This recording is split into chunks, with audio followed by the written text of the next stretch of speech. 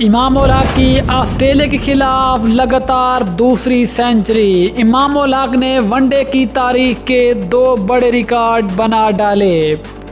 इमाम उल हक ने वो कर दिखाया जो कि आज तक वनडे क्रिकेट की तारीख में सचिन तेंदुलकर जैसे बड़े बड़े बल्लेबाज भी ना कर सके।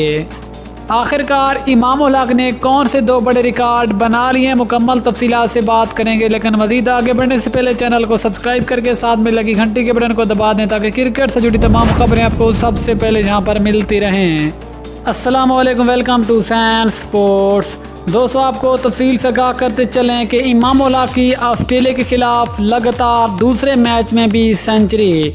इमाम उल हक ने सेंचुरी बनाकर क्रिकेट की तारीख के कई बड़े रिकॉर्ड अपने नाम कर लिए। तो सबसे पहले आपको बताते चलें कि इमाम उल हक 3 वनडे मैचों की सीरीज़ में ऑस्ट्रेलिया के खिलाफ लगातार 2 सेंचुरियां बनाने वाले दुनिया के पहले ओपनर बल्लेबाज बन गए। इससे पहले 3 वनडे मैचों की सीरीज में दुनिया का ऐसा कोई बल्लेबाज नहीं आया जिसने ऑस्ट्रेलिया के खिलाफ लगातार वनडे क्रिकेट की तारीख में 2 लगातार सेंचुरियां बनाई हों। इसके अलावा इमाम उल हक पाकिस्तान के भी पहले बल्लेबाज बन गए जिसने ऑस्ट्रेलिया के खिलाफ वनडे फॉर्मेट में लगातार 2 सेंचुरियां बनाई हों। याद रहे कि इससे कबल पाकिस्तानी विकेटकीपर बल्लेबाज मोहम्मद रिजवान ने ऑस्ट्रेलिया के खिलाफ 2018 में 2 सेंचुरियां बनाई थी, लेकिन मोहम्मद रिजवान ने लगातार सेंचुरियां नहीं बनाई थी, जबकि 5 वनडे मैचों की सीरीज में मुख्तलिफ मैचों में 2 सेंचुरियां बनाई थी। लेकिन इमाम उल हक ने लगातार 2 सेंचुरियां बनाकर पाकिस्तान के पहले बल्लेबाज बनने का एजाज़ भी अपने नाम किया।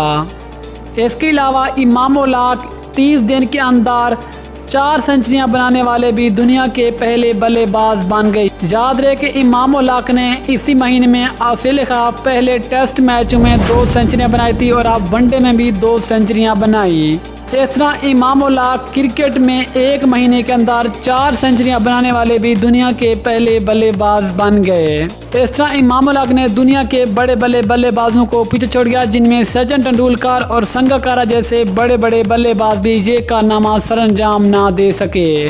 दोस्तों, फिर आपको इमाम उल हक के ये बड़े रिकॉर्ड कैसे लगे नीचे कमेंट सेक्शन में ज़रूर बताएं। मिलते हैं किसी और न्यूज़ के साथ, तब तक अल्लाह हाफ़िज़। पाकिस्तान जिंदाबाद।